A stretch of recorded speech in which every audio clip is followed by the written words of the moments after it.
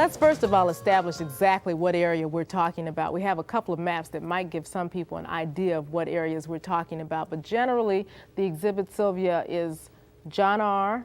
to Russell, and then... Well, it really chronicles the growth of the black community, starting from actually the river, from the Detroit River, which is the lower east side, known as Black Bottoms, and then it chronicles the growth, how that community expanded and grew up to the boulevard, particularly during the years of 1955 through 1945, the years of the two great migrations. Okay, and we have a map that's on the screen right now. We're going to go in a little bit closer in a minute so you can see what some of those streets are, but I know the boundaries in terms of the colors on the map are all the way down to Jefferson, as Sylvia mentioned, and up to Grand Boulevard, and then on the west, John R., and on the east, Russell Street, and then some of those neighborhoods are broken down within that.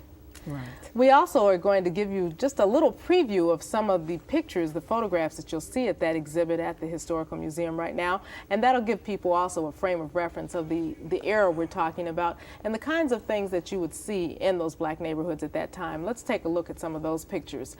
Sylvia, I know you remember this is in the exhibit. I believe that just talking about the fact that housing conditions did get a little crowded there, and I think this was an editorial cartoon. Right. Actually, from the very beginning, there was never what you would call quality housing for African Americans who came to Detroit, particularly after the turn of the century. And as more and more people began to come into an area that was already limited in housing, and also because of the very strict and rigid segregation and racial practices in terms of housing and employment. Recognize some of these corners and some of these locations? Right. This is a beauty shop.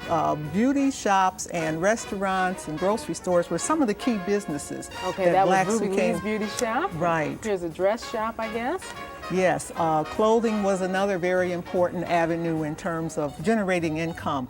We're looking this is at something we'll all recognize, I'm right, sure. the Gotham Hotel, which was one of the major hotels in the country as far as the black community was concerned. It was purchased in 1943, and it had 300 rooms, and it was 9 stories high, and it was the place to stay whenever anyone came to the black community here in Detroit.